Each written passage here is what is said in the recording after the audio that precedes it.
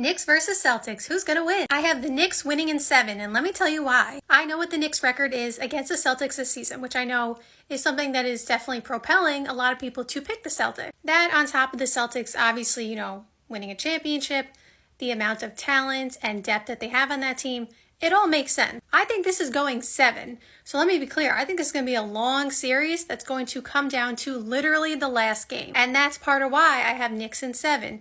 Because in the clutch, and this is one of the biggest reasons I'm picking the Knicks, I know Jalen Brunson will literally get it done. My only stipulation on this series, whether this is a fair one or not, is that if the Celtics obviously blow them out every game, then the Knicks are not going to win. But my theory is that this is the playoffs.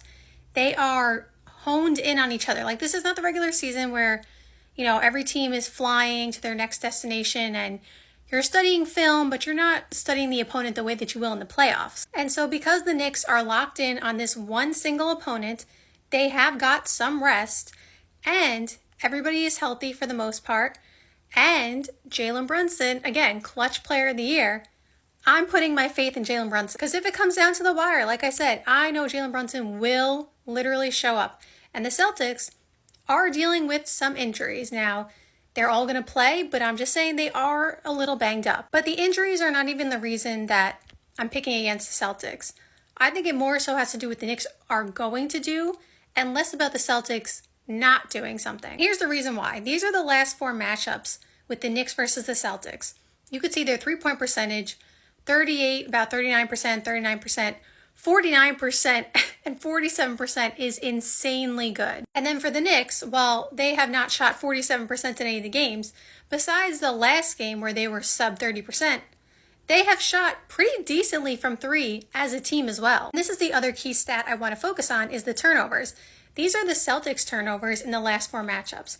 15, 10, 10, and 3. And for the Knicks, it's been 11, 11, 9, and 11. And so what this tells us is that both teams, maybe the Celtics a little less so, depending on the game, but both teams pretty much take care of the ball pretty well. So what that means is there's not going to be a ton of opportunities for the Celtics who thrive on transition points and those kind of things. There's not going to be a ton of opportunities for them in that aspect in this playoff series. And so why I think that is important is because the Knicks love to play the grinded out style of basketball. And if they're not turning the ball over, you're not getting easy points in transition, those layups, you're going to have to play against the Knicks half-court defense. And listen, the Celtics have a good defense as well, which is why the Knicks would want to also get in transition. Like, it's always easier to go get points in transition rather than playing against a set defense because you get, maybe a 3-on-1 or whatever it is. But my point is that style of play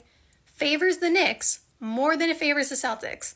Like I said, the Celtics will definitely play, against half-court defense and still score, but they want to get easy points. And so I think this is going to be a series where Jalen Brunson, does his thing as per usual. We shouldn't be expecting anything less. I think the other key to this series is OG Anunoby. I know people are saying Karl Anthony Towns, but Karl Anthony Towns should be doing what we all expect him to do. Like, I don't even think he's the key to this series. I think you could say he's a key in neutralizing Porzingis, meaning like something that I said that Kat gave them for the Celtics earlier this year is that Porzingis gives the Celtics a competitive advantage that basically nobody has, a 7-3 guy who can post up but also shoot threes. Well, Kat, while not 7-3, can do some of the same things. So they should, wash each other out, so to speak. The difference to me is going to be OG Anunoby in this series. His defense, I believe he's going to guard Jason Tatum. His ability to keep Jason Tatum in check, which I think he has a great shot of doing, and then just having his offense be the way that it was towards the end of the regular season. If he can do that, there's no doubt in my mind that the Knicks will keep the series and each game very close. And then when it's Brunson takeover time, Brunson will take over. The thing about Brunson in clutch time is he literally will go one-on-one against the set defense. You can put whatever defender on him. He will literally find a way to get a shot up, to score, no matter what. It doesn't matter. That's the craziest part. He always finds a way to score. He figures out an angle, something. So that's why in the clutch, even against the best defender, because Asor Thompson was on him, by the way, on that last possession, He literally was able to get some separation from Asar Thompson, who was a very good defender, and hit that three and win the series.